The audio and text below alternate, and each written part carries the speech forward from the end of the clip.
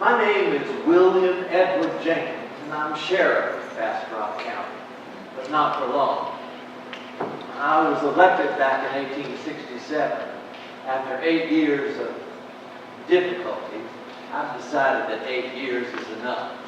I'm going to run for county clerk. From now on, if I have my way, the only thing I'll be drawing is more ink from my pen.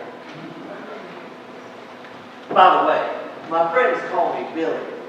I was going to say that you all can call me that, but until I figure out what you're doing huddled out there in the dark, drinking who knows what, maybe you just better call me Sheriff. I see that I have a visitor. You'll excuse me now, won't you?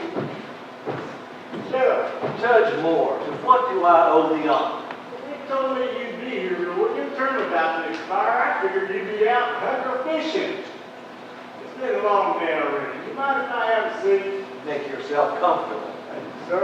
No, I've been out visiting with some people. I tell you, it's going to be a tough month. Yes, sir, please. I've got a full house in the cells upstairs and a bunch of papers here that I've been putting off.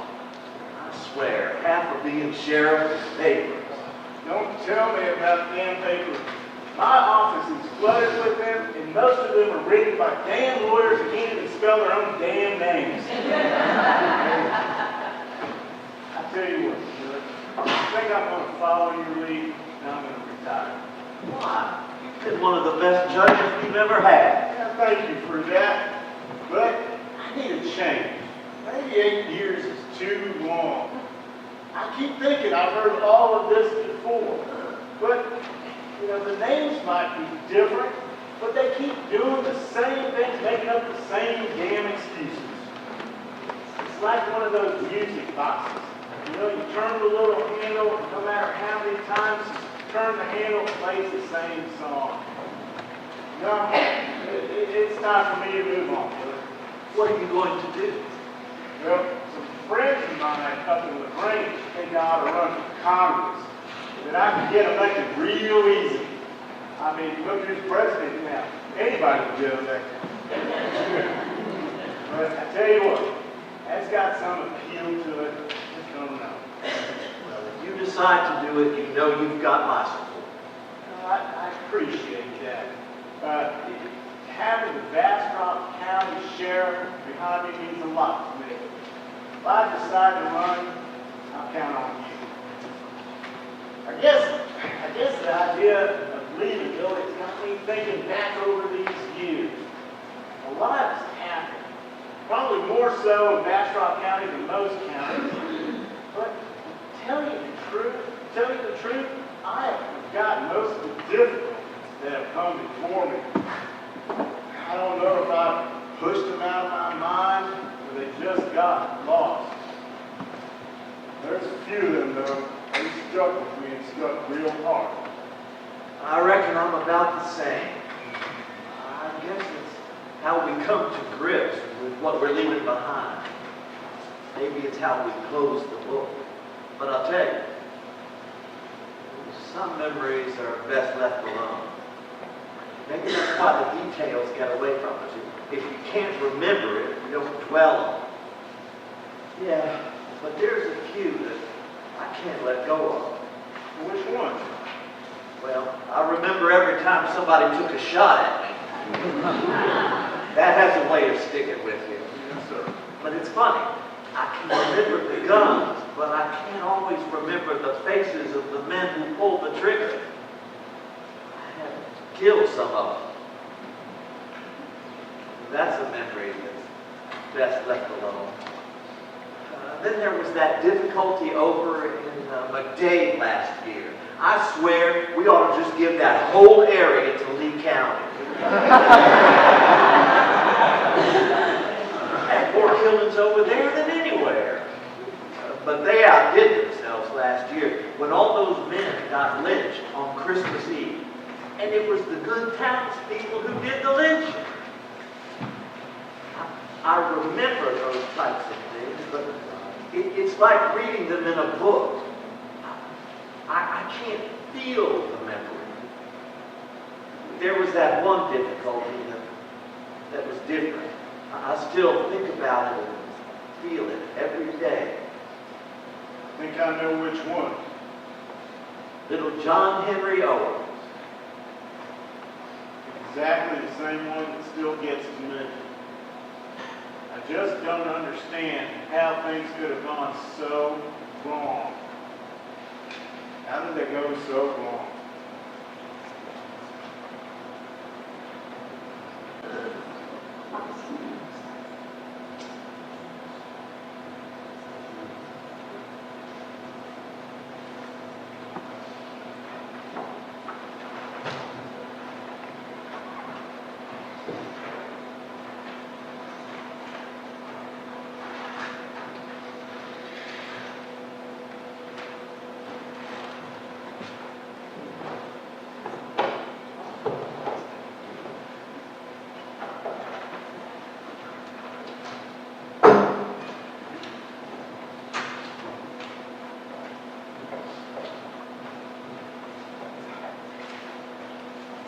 John Henry, you look like you're way out in the dumps. Hey, Mr. Will. I'm okay. Is your pa here? You want me to come and meet him?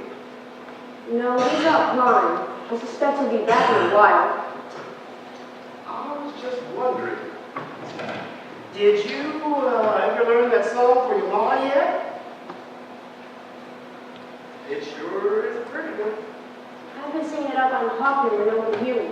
I reckon I know it pretty good. Well, when you gonna surprise her with it? Maybe today when she gets back from the McDonald store. But if I'm going to sing it, I need to before Pa comes in. Well, don't you want your pa to hear it too? Don't you know? Pa don't hear that song or anything else. It makes him mad. He says I'm wasting my time. All he wants me to do is chores. He's always yelling at me, always making me do things, and he gets distracted while I'm doing it. He treats me like I'm a slave. No, John Henry. No. Don't ever say you've been treated like a slave. You'll never know what it's like to be a slave. But you said back then when you were my age, you got to play a lot. I never get to. You said you didn't have to do a lot of chores like the grown-ups. That's all I do is chores. And if I'm doing right, he gets the strap on me. Well, I did get to play some, but that didn't last long. You see, they figured as soon as we grew up that we should go out in the fields and work. We worked from sun up to sundown. It was backbreaking work. It was so bad that all we ever thought about was running away. All I ever really wanted to do was run away. Did you ever run away? Once, but I got caught.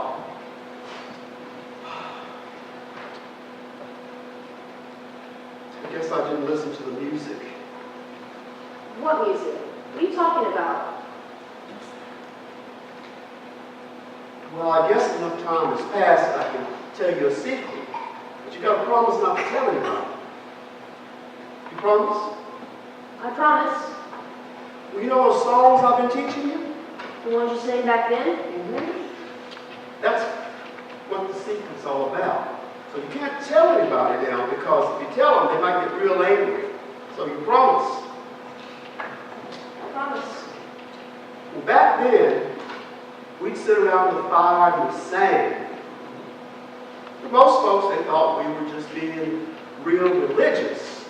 And we were. But nothing was written down, you see, and none of the slaves could read or write. So we just sang. That's how we taught each other. See if you remember this song. Wade in the water, wade in the water, children, wade in the water. God's gonna trouble the water. I remember it's hard to still. Well, you want to sing?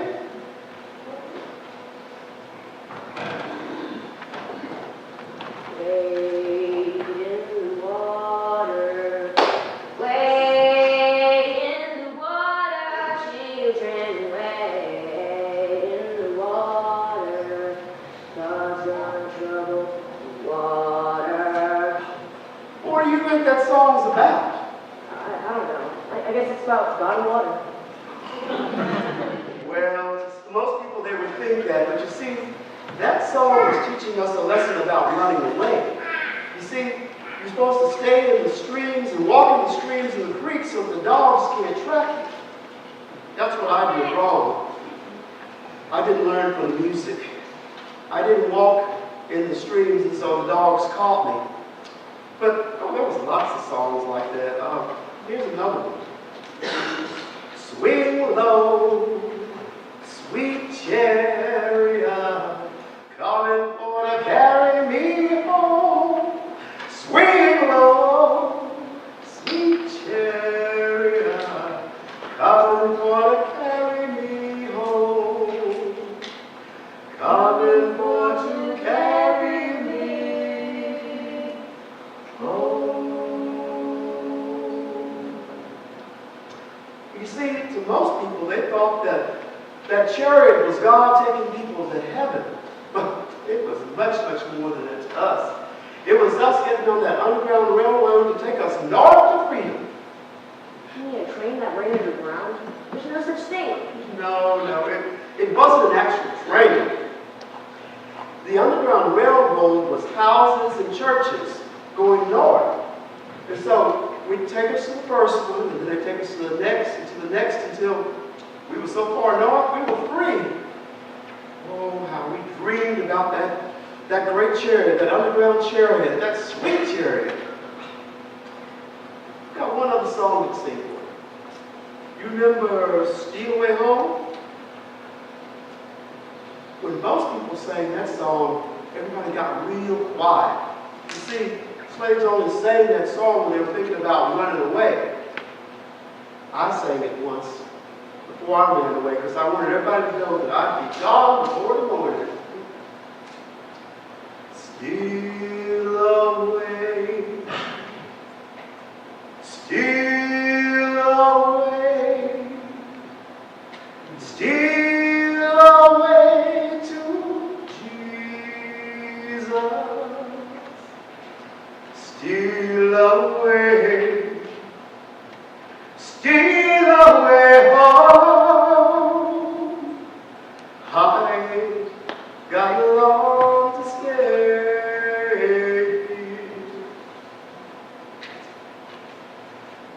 You know those words? I sing that song a lot.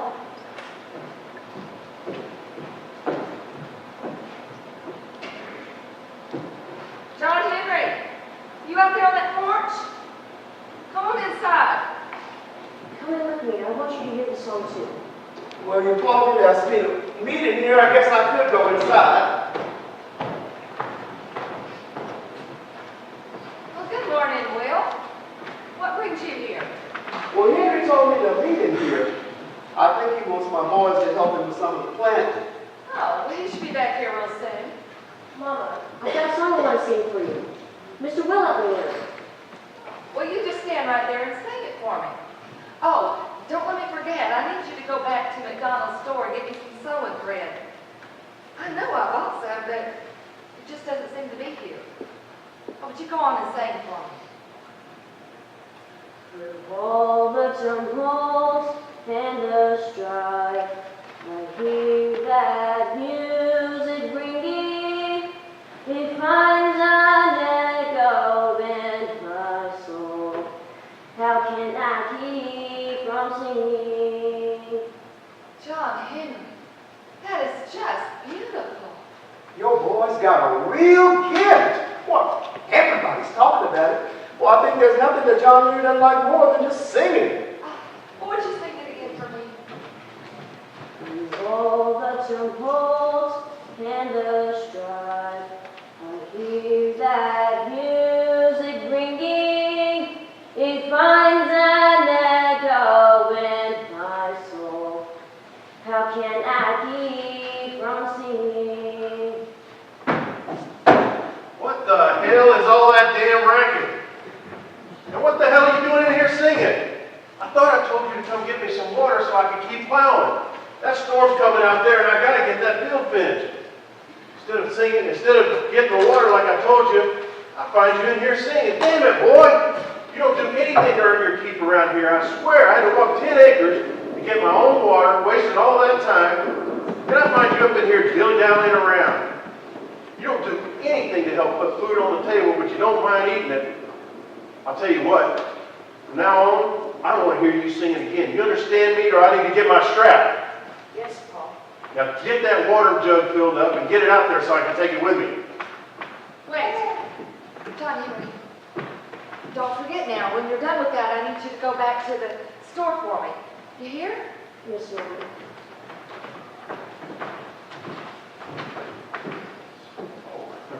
Hey, Will, I didn't see you there. I'm sorry you had to hear that. Oh, that's all right. I have to yell at my boys sometimes too, and I wouldn't want anybody to hear me yelling at them either. Look, let me talk to Mary for a minute, and I'll meet you outside, okay? Okay, I'll go outside and I'll meet you in the back. Henry, you are too hard on that boy. He's just a child. He's only 10 years old, and I can't even think of the last time you said something nice to him. And to tell him he can't sing, you know how he loves it. That's just me. Look, it don't matter that he's 10, and I'll be mean when I have to. He's got to start doing man's work around here. I mean, what are you going to do if something happens to me? All it's going to take is one kick from that mule out there. I'm raising him the way my pa raised me, and I'm going to keep on doing it. I turned out fine, and he will too. You are ate up with the idea that something might happen to you. Well, if it did, our neighbors would help. Well, the boys would help. They don't give you no rights. Henry's not like you. He's a sensitive boy. You can't treat him the way you were treated and expect anything good to come of it. I ain't got time for this. I got to go talk to Will and get that field finished before the storm hits.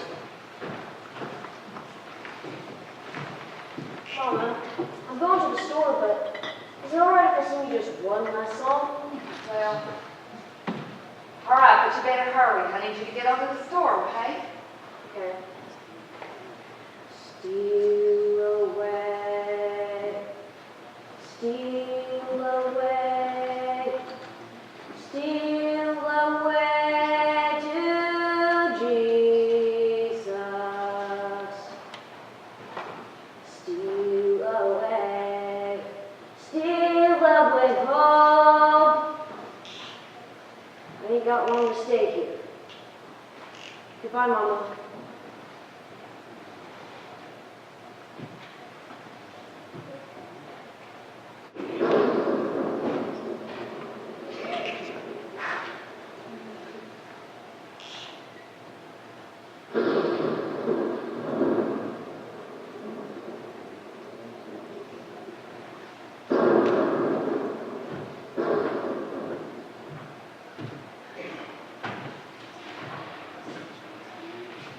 John Henry's been gone for over 2 hours. I wonder what's keeping him. You know, I never know where that boy is. Maybe he found him a friend to play with. I don't know. With that storm out there, he might have ducked down under something to stay dry and ride it out. He'll be along soon enough.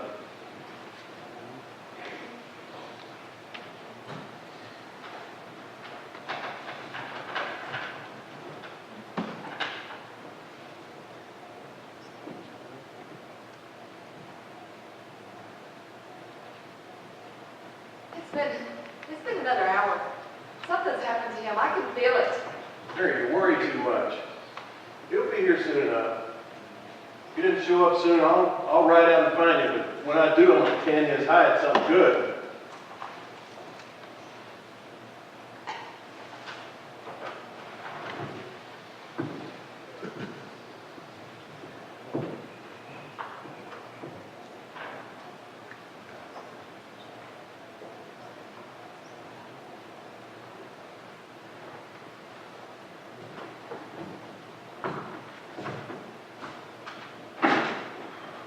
John Henry show up yet? No. You didn't find him? I've never seen him. I looked all over Hills Prairie. I talked to everybody. Nobody's seen or heard anything. I don't know what to make of it. sheriff, and he's on his way out with some men to help us look for him. Will said he's coming too. Henry, Mary, is John Henry back yet? Well, I know how you must be worried sick. Now tell me what happened. Well, I asked him to go back to the store for me and get me some sewing thread. But it was a funny thing. Before he left, he came back inside and asked if he could sing me a song. Well, I knew Henry was out in the field by then, so I told him to go ahead. Well, Henry, you know how he was to sing. I didn't have the heart to tell him no. Will, it was that song. The first two words were, "Steal away." Well, he finished singing it and then he left, and I haven't seen him since. Now tell me, is John Henry the kind of boy who might run away? No, oh no, John Henry would never do that. No, I don't see it either. I mean, I've been pretty hard on the boy, but he wouldn't do that to his mom. Now, I've got a bunch of men outside ready to start looking. Will brought a group over from where he lived. Don't worry, we'll find John Henry and we'll bring your boy home to you.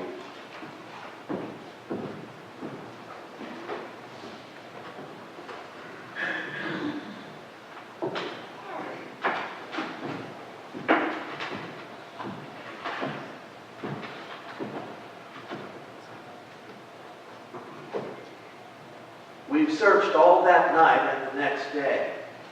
There was only about a mile between the Owens farm and McDonald's store in town. And we scoured every square inch of it. Every bush, every creek, every house and barn and shed.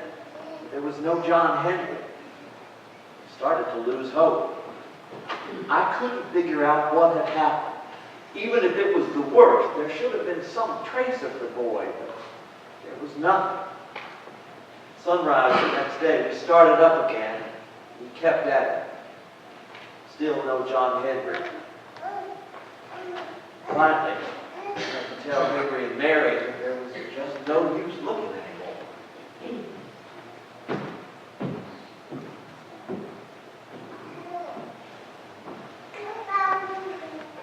Henry, Mary, y'all home? Earl, is that you? Hey, come on in here. Henry, Mary, this here is Sam Squirrel Hunter. He's from over near Gonzales. Some of the boys heard about him, and they say he has some kind of special sight that he can find things and people that nobody else can. I don't understand it, but they swear it works. So we thought I should bring him over here and let's see if he can help find John Henry. I mean, we have tried everything else. What kind of name is Squirrel Hunter? It's a name people don't forget. Well, look, if you're looking to make money off of us, we don't have any, so. If y'all want me to leave, I got other places where I'm needed, other places where I'm welcome. Y'all just find the boy yourself. Oh, hang on. Look, I wouldn't aim to offend you. I don't know if I believe in all this special sight that the girl says you have. What is that anyway? Like some kind of traveling show or some gypsy looks into a crystal ball? Well, I'm using a crystal ball. I tried it once, but nothing happened.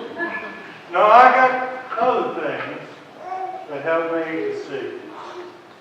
Now, do you want my help or not? It's a long ride back to Guns Off. Henry, what harm can it do? Maybe we'll find something else. Mr. Squirrel Hunter, I want you to help. Please. At least let him try. I mean, if he sees something, maybe we can find John Henry. If not, we're no worse off than we are now. Go on.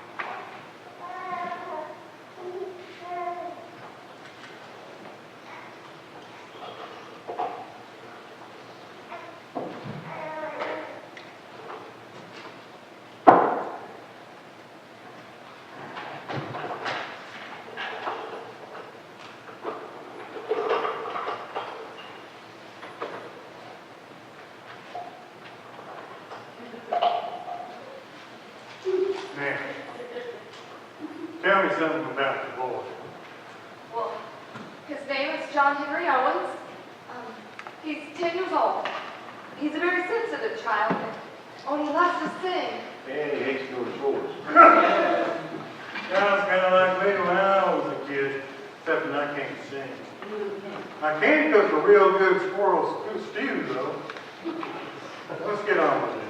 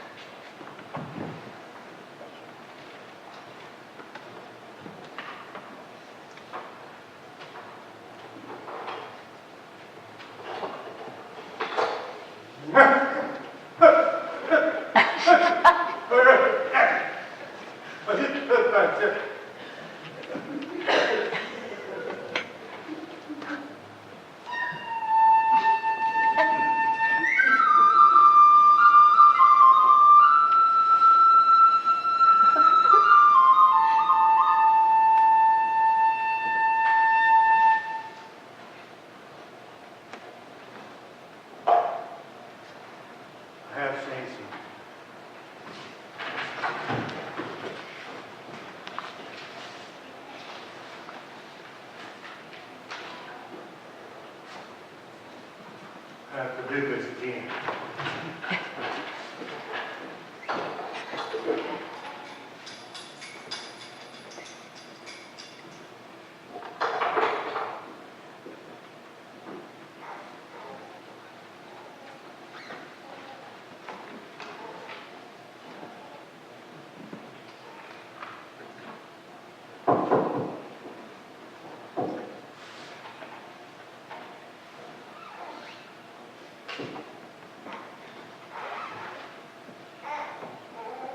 There's no doubt from what I've seen. I'm afraid your boy is not coming home. Now, I did see more, but I'm not sure if y'all want to hear it. I don't care what it is. I just want to know what happened to my John Henry. Well, your boy was killed by 2 kids. They hit him with a club or something and broke his jaw. And then somebody, a man, come and put him in a sack and threw him in the creek. What kids? Harley, tell me who they are. Well, when I try to get at a name, the thing gets real dark. Maybe it's a name like Brown and Black. That would fit. John Black has 2 kids. And he lives about a mile over there. That's got to be him. He'll know where your boy's body is. Why would they do this to my boy? Well, all I can see is what happened. I can't see why. John Black, or his boys, will have to tell you that. Carl, can you get 5 or 6 men to help go find John Black? I sure as hell can.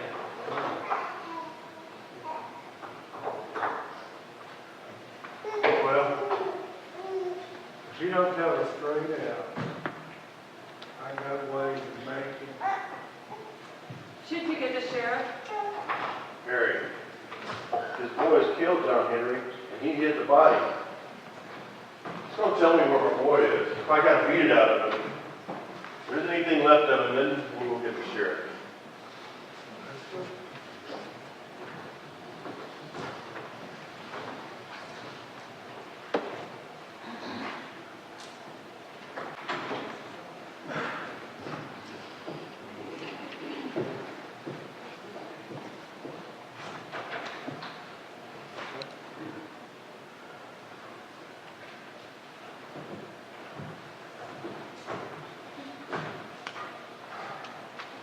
Black is dead. Dead? How did he die? Did he tell you what happened? He just kept denying it. He said he didn't know anything about any of it. Squirrel hunter showed us how to make him talk, and we tried, but he still said he didn't know anything. Couldn't find his boys either. The neighbor said that they'd gone to stay with a relative. Mary, our son is dead. Now the only man that knows anything about it is dead too. There's nothing more we can do. There's just nothing more we can do.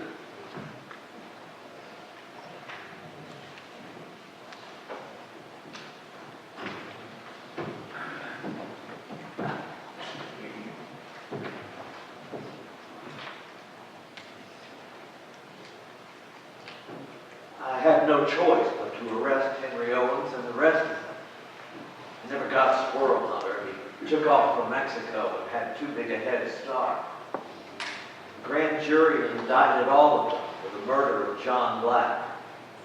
Then, while Henry Owens was locked up waiting for his trial, through all the tumult and the strife, I hear that music ringing.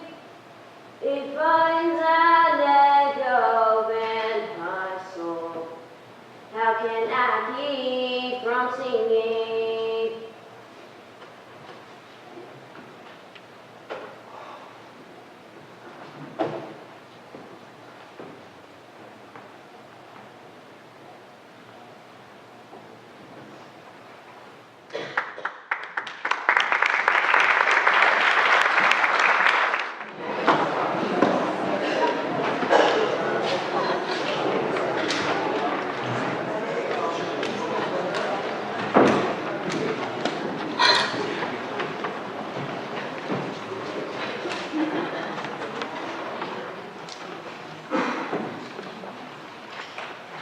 John Henry tried to run away, but he was kidnapped before he got very far. A man named Prince Oliver offered to give him a ride to McDonald's store on the back of his horse. When it started to rain, he put the boy up under his slipper, and that's how they got past McDonald's store without John Henry knowing it. They rode for hours until they came to the Olive Brothers Ranch north of McDade. So who was this kidnapper? Prince Olive and his brother were cattlemen, and who were about as mean and cruel as any men I've ever known. John Henry was their prisoner for 6 months until the brothers took off for Nebraska to get away from all the people who wanted to kill the two of them. After they were gone, somebody helped John Henry get away. With help, he made it back home to Hills Prairie. Of course, by then, John Black was dead. We did our investigation. The grand jury indicted all 9 men who had anything to do with John Black. Of the 9, only 6 went to trial. Saul Ridge and Tom Robinson were found not guilty. 3 men were sentenced to be hanged. At the last minute, the governor commuted the sentence for Burl Jackson to life in prison. But his brother Smith and their friend Prior Jones were sent to the gallows. The county paid Leo Forbes $68 to build the statue. I got $42 to do the hanging. You know, it's hard enough to have to watch a man die. I can't imagine why anyone would want to watch it. But we had 3,000 people who wanted to watch. Some of them even brought their kids. Today's business is the last of those trials. The state of Texas versus Henry Owens.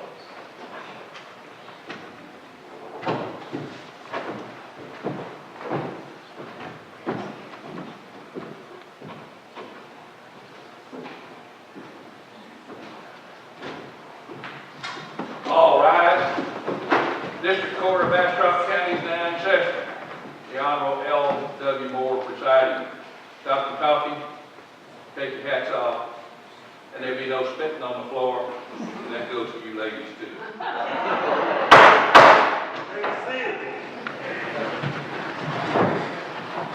The court will call at this time cause number 1759, the state of Texas versus Henry Owens.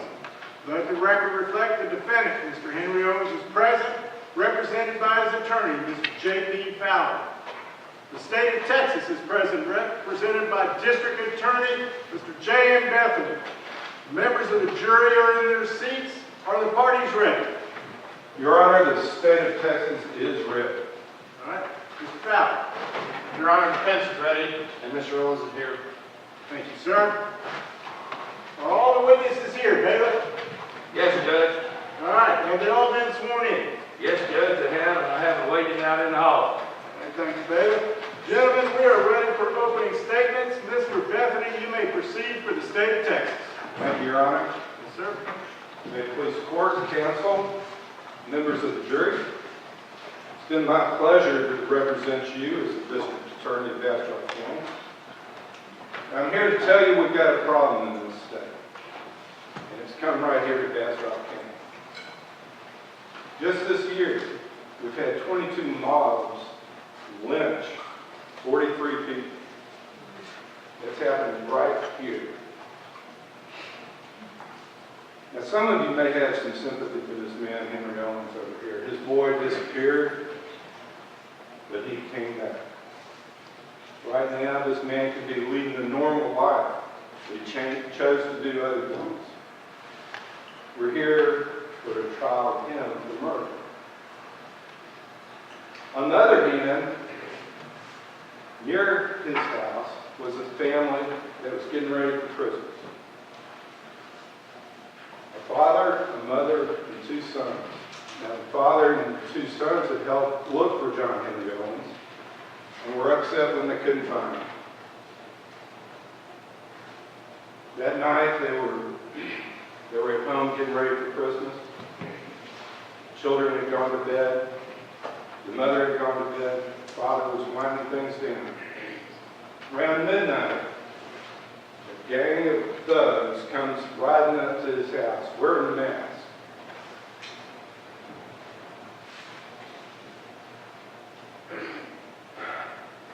These men came to pick up John Black because they conjured up some wild tale at Henry Owens' request.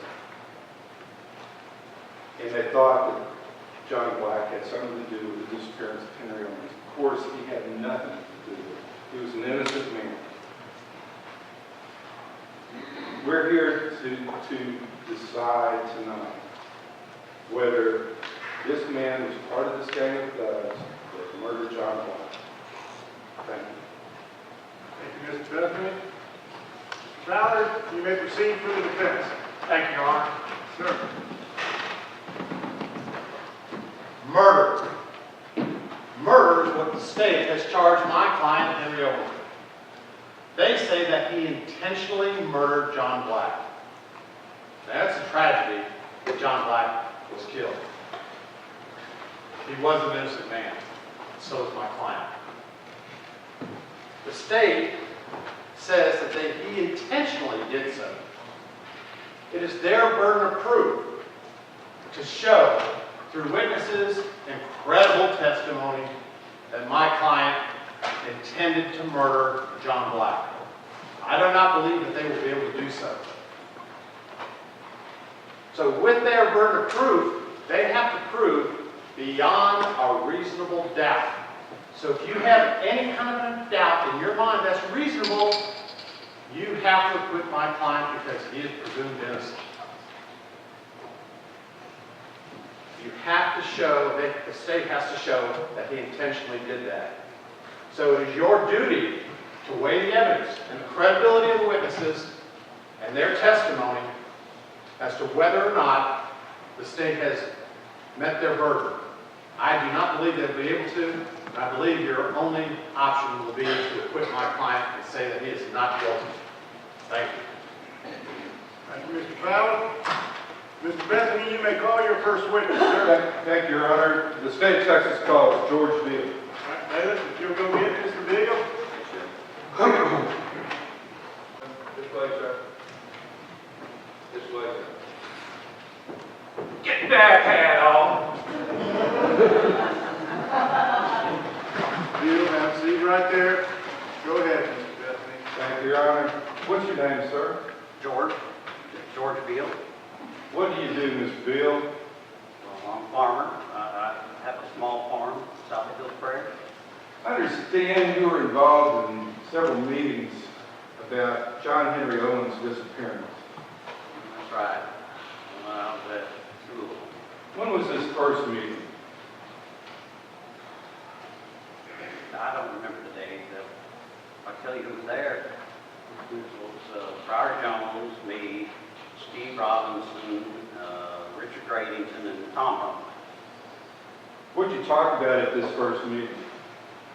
Well, we talked about what we could do to get John Henry's body back. Was there any mention of John Black? Oh yeah, there was plenty of talk about him. And then we met a second time and we talked some more about what we should do.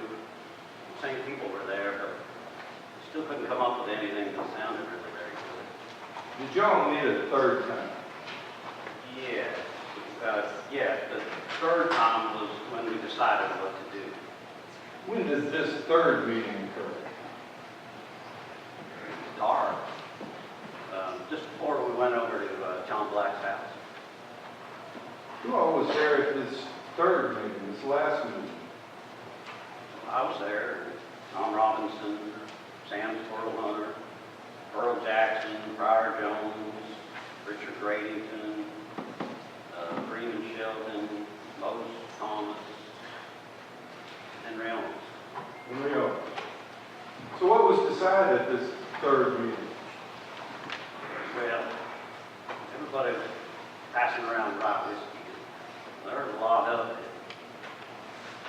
Sam Squirrel Hunter, he sort of took charge of the meeting, and he told us to form a committee to go over to John Black's house, and so we did. We picked up Earl Jackson and his brother Smith, Smith Jackson, and Freeman Shelton, Sam Squirrel Hunter, and Moses Thomas. And then Sam, he told them what to do when they got over to the house. What did they do at Mr. Black's house? Well, they got to the house around midnight. They banged on his door and they told him to come outside. We opened the door, but he wouldn't go out. So they grabbed him and they threw him on the ground and he started yelling at him to tell him where the boy's body is. He just kept saying he didn't know what they were talking about. So they put a rope around his neck and they pulled him away from the house and took him out to the road. Was Henry Owens part of this group? I could tell. It was dark and the rest of us was standing off the ways and so, he might have been around the other side of the house because he wasn't with us. Well, what happened next? Friar Jones, he tied the rope to the saddle on his mule, and when they started pulling him down the road, after a few hundred yards or so, he stumbled and fell. Just kept dragging. He couldn't get up. About this time, Tom Robinson yelled out to hang Black, as if they didn't, then he could ruin them all. How far did you take Mr. Black down there? A mile or so, till we turned down the creek bottom. But when you got to the creek bottom, what shape was Mr. Black in? He couldn't stand up. So Jones and another guy, they put him up on the saddle on the mule. They used the rope over the tree. Well, that's when they started pulling up on the rope and letting it down. they'd ask him where the boy's body is, and when he wouldn't answer, they'd pull him back up.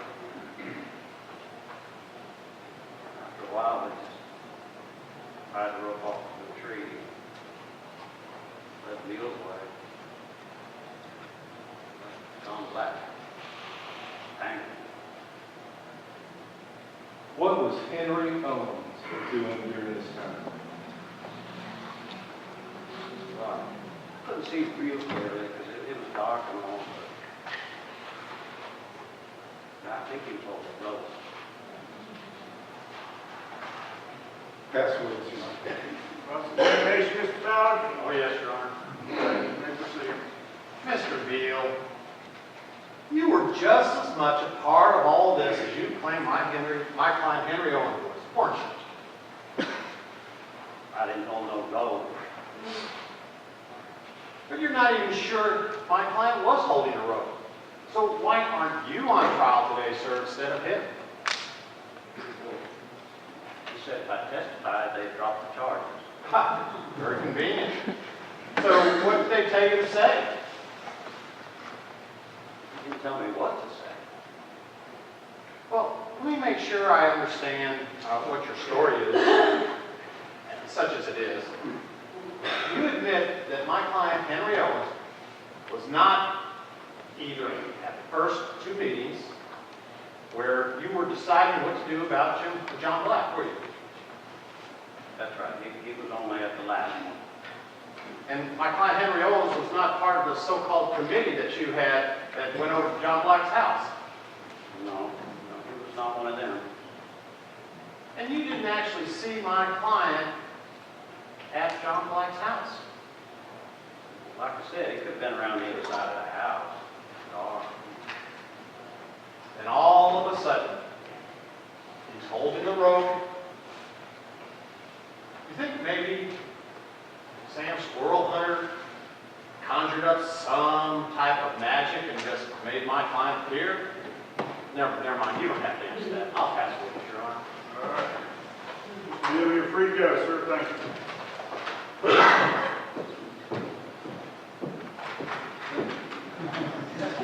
Mr. Bethany, you may call your second witness, sir. Thank you, Your Honor. The state of Texas calls the widow Elizabeth Black.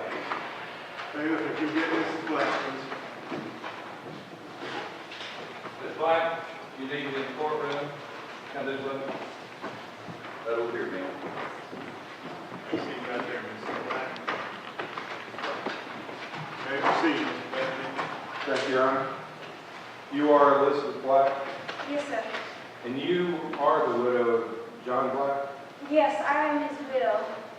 Oh, I've got no husband, and my two boys ain't got no plow, and, well, we've got a small farm, and they're too young to work.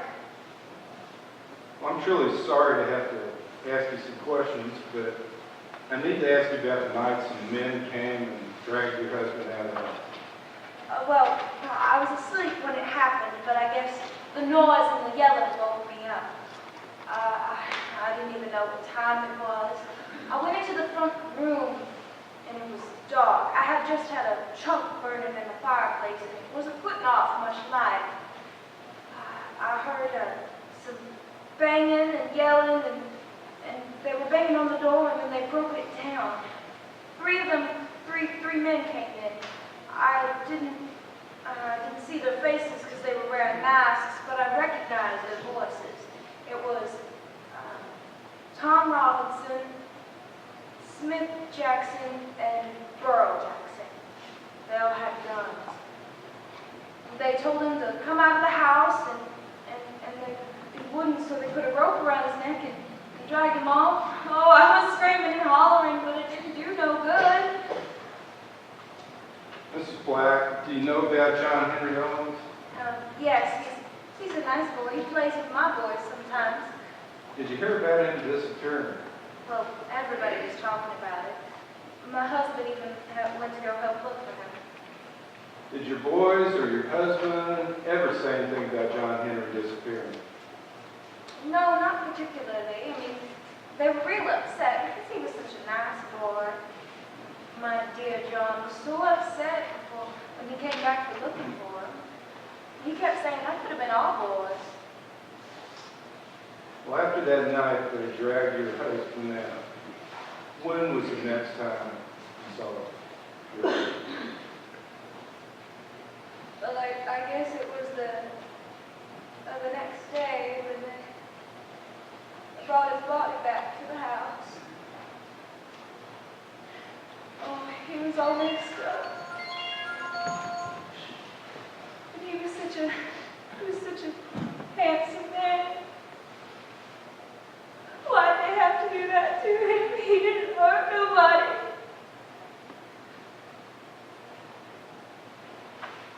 Thank you. Your Honor, we pass the witness. Mr. Ballard, you're with. Thanks, Your Honor. Mr. Black, I'm very sorry, but I have to ask you some questions. That's fine. You've got a job to do, so do it. Did you see my client, Henry Owens, at your house the night that your husband was taken away? I didn't see anybody, but if he was one of the men there, I did not know him. I'll pass the witness, Your Honor. You're free to go. Thank you, Mr. Black. Mr. Bethany, you may call your next witness. Thank you, Your Honor. The state calls Miller Hubbard. All right, bailiff, if you'll get Mr. Hubbard, please. Miller Hubbard. Hubbard, in court. This way, sir. Have a seat right there, Mr. Hubbard. Go ahead, Mr. Bethany. Thank you, Your Honor. Your name is Miller Hubbard. Yes, it is. What's your occupation? I farm some land just south of Dr. Hill's place. On December 24th, can you tell the jury what you found? Yes, sir. Me and two of my men were riding along the fence line along Hills Prairie Road. One of us took a look down at the creek bottom and saw a man hanging from a tree. There was nobody else around, just a man hanging there. That's the most awful thing I've ever seen. So we went down there to cut him down. What happened next, Mr. Hubbard? I sent one of my men to go get Sheriff Jenkins and the other one to stay there and keep the buzzards away. It had rained the night before and there were some fresh horse tracks on the ground. And I decided to follow those where they went. Did you find out where those tracks went? Yes, I did. 2 sets of tracks went onto the horse lot on Burl Jackson's place. 3 sets went on past the horse lot. But I followed them as far as I could, then they got mixed in with other tracks and I couldn't tell which was which. Do you know where Henry Owens lives? Yes, I do. Those other tracks that didn't stop at Burl Jackson's place, did any of them head off in the direction of Henry Owens' place? 1 set of tracks headed off in that direction, but like I said, they didn't mix together and it was hard to tell. Thank you. Your Honor, we pass the witness. All right, your witness, Mr. Fowler. Thank you, Your Honor. Mr. Hubbard, you don't know whether those other tracks actually led to my client's house, do you? I can't say for sure. And there are other houses out in that same direction, aren't there? Yes, there are. That's all the questions I have, Your Honor. I'll pass the witness. All right, thank you, Mr. Hubbard. You're free to go, sir. Mr. Bethany, do you have any other witnesses? No, sir. The state of Texas rests. All right. Mr. Fowler, you may call your first witness, sir. Thank you, Your Honor. Your Honor, the state has failed to prove and have not met their burden of proof in regard to the case against my client, and therefore we do not intend to call any witnesses.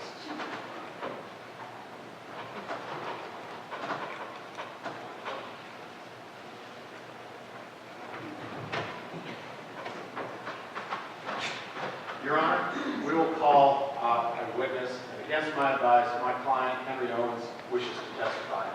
Mr. Owens, come forward, sir.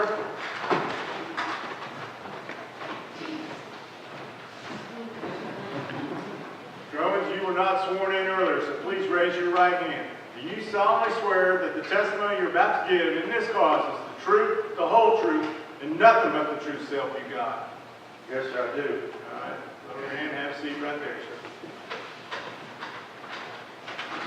Go ahead, Mr. Fowler. Thank you, Your Honor. Mr. Owens, I have told you sitting here before that there is no need for you to testify, that you have an absolute right not to testify.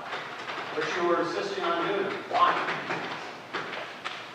Well, I appreciate what you're trying to do and all, but I think this jury's been led to believe that I didn't have anything to do with John Black, and well, that's just not right. You know, ever since John Henry was old enough to talk, I told him, you must always tell the truth. No matter what, you must always tell the truth.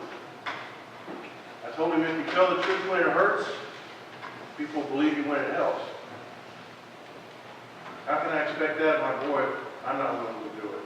Okay, I understand that, Mr. Owens. What is the truth then about what happened that night with John Black? I was there. I was there at the house, and I was there at the hanging tree. No, I had to be there. I thought John Henry was dead because of me. He certainly ran away because of me. I believed, we all believed, that he was dead and Black's boys had killed him. There wasn't anything I wasn't willing to do to bring my little boy's body back home. Well, what did you do at John Black's house? I stood around back by the back door in case he tried to get out. And what was your plan, or the plan, when you got at John Black's? Well, we were going to scare him and make him talk. Sam Squirrel Hunter told us to get him out of the house, and if he wouldn't say anything, to make him think he was going to get hung. So that's what we did. Well, what was your part to be in all this? Well, I walked with him about a mile or so down the road to the tree, and when they put Black up in Prairie's saddle, I held the rope. Well, what happened next? I lifted him up a little bit, and let him back down, and he was real scared, but still said he didn't know anything. So I lifted him up again, and he was so scared he was shaking really bad, but when I put him back down, he still said he didn't know anything about any of it. I don't know if I believed him or if I just didn't think it was going to work, so I threw the rope down and I walked away. So you walked away and he was still alive. What happened next? Well, I heard a bunch of yelling going on, and I turned around and looked back, and Tom Robinson was pulling the rope way back, and then he tied it off to the tree. He said he had to do it. He said if he didn't, he would just ruin all of us. Well, what did you do then? I went home and told Mary that John Black was dead. Your Honor, will pass the witness. All right. Cross-examination, Mr. Bethany. Yes, Your Honor. All right, you may proceed. Mr. Owens, you and your boy are back together again, aren't you? You got a chance to be there when he grows up. You got, even in prison, he can come visit you and you can touch and hold his hand. But you and that mom took Dad away from John Black, didn't you? His boys will never see him again. Their last memory of him will be his mangled body laid out in their house. Your Honor. Isn't that right? Yes. Pass it, Mr. All right. Have a seat back by your lawyer.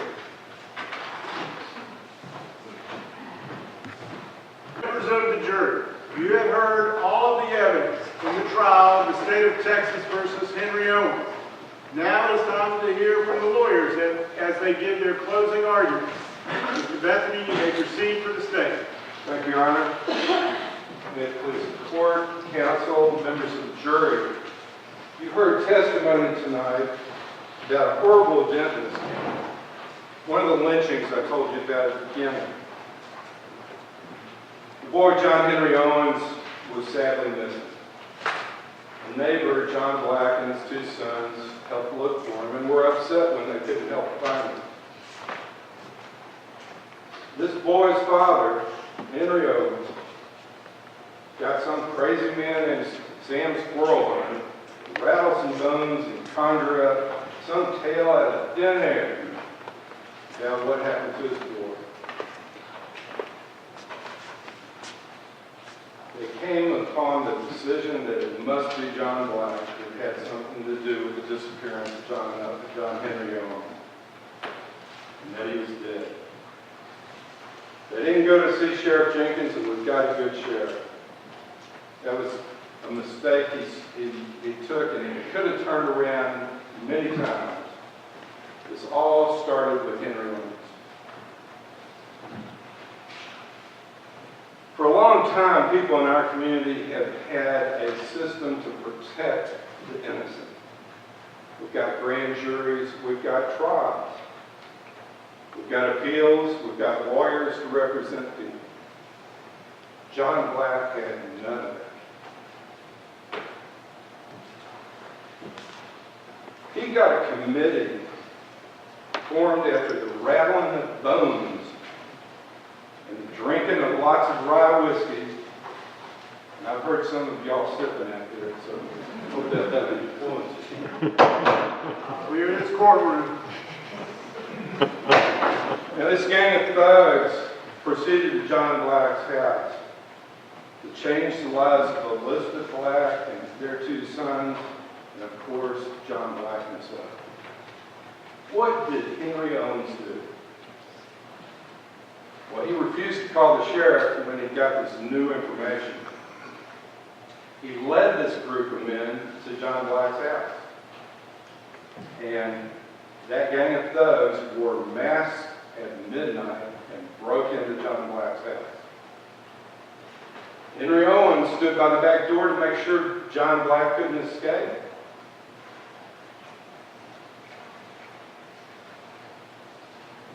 Henry Owens took John Black a mile down the road to the hanging tree. When Mr. Black was up on the horse with the noose around his neck, this is the man who hoisted him up by the rope. Not once, but twice, by his own admission. This mob decided, in Henry Owens' own words, that if they didn't kill John Black, he'd ruin us all. Now, John Black was going to hang. An innocent man. His widow, his children witnessed the horror of him dragged away in the middle of the night and drugged back in and laid out on the floor. A neighbor, Miller Hubbard, saw him hanging and cut him down and had somebody keep the buzzards off the body. And then they did the one thing that Henry Owens should have done from the beginning. They sent for Sheriff Jenkins. Henry Owens didn't do that. We can't bring John Black back, but we can give him justice. The court's instructions that you'll have are rather convoluted and written by lawyers, really. But if you look at the third paragraph of it, you can see by the language there that Henry Owens, just by being a part of this murderous mob, is every bit as guilty of murder as Tom Robinson was at the very end. Each step of the way, Henry Owens could have turned this around and said, stop. He didn't do that. He could have said, let's get Sheriff Jenkins, and didn't do that. Mr. Fowler has called Henry Owens innocent. To call this man innocent is like calling kerosene soup. Remember the widow Elizabeth Black and her children. Remember the horror of that Christmas and how that's going to change their lives forever. We have to stop lynchings in Bastrop County. We can't tolerate this. It's your turn to do justice. Thank you. Thank you, Mr. Bethany. Mr. Fowler, you may proceed for the defense. Thank you, Your Honor. The murder of John Black was a tragedy. But my client did not never had or never formed the intent to murder him. I told you it's the state who has the burden to prove that my client, who is presumed innocent, would be guilty. But look at the evidence that was presented. My client said, yes, he was there. He was not part of the committee, but he went there. He did not lead the committee over to the house. That's something that the prosecutor has said, but not a witness. My client said he went over there. He didn't say anything about dragging John Black out of the house. He didn't do that. He did admit that he pulled up on a rope to scare him. That's all he was doing was scaring him. And after twice, he still wasn't sure, but he wasn't going to kill John Black. He wasn't going to hang him. And so what did he do? He walked away. He never had an intent to murder John Black. He wanted to scare him to try to get the truth out of him. And when he realized that John Black wasn't going to say anything about his son because either he didn't know anything or wasn't going to say, but the method he was using was not going to work. And so what did he do? He walked away. And after he walked away is when Tom Robinson says, we need to kill him. He was not part of that decision. He never had an intent to kill. It was Tom Robinson and the others that said they had to do that. My client is presumed innocent, and he is innocent in this charge of intentional murder of John Black. They have not proven beyond a reasonable doubt that my client intended to kill John Black. And therefore, your duty is to vote not guilty for my client and acquit him of this charge. Thank you. Thank you, Mr. Ballard. Members of the jury, the defendant, Henry Owens, is on trial for the charge of murder of John Black. To this charge, he has pled not guilty. The court's instructions should be on your chair. If not, we'll make it available to you. You must read them carefully, and you must follow them. Additionally, there is a ballot on each chair. You may discuss the case with those around you if you so desire. When you have made your decision, mark your ballot accordingly and hold it up so that it can be collected. The court will be in recess while you deliberate. All right.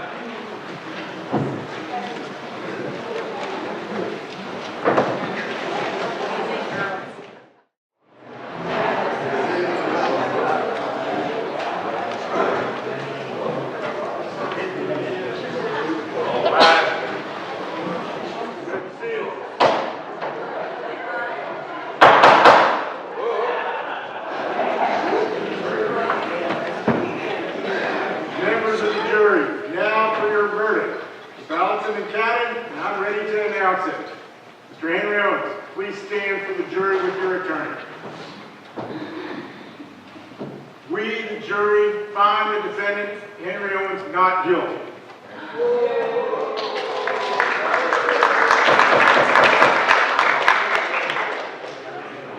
Members of the jury, in case you're curious, it was 62 not guilty to 42 guilty.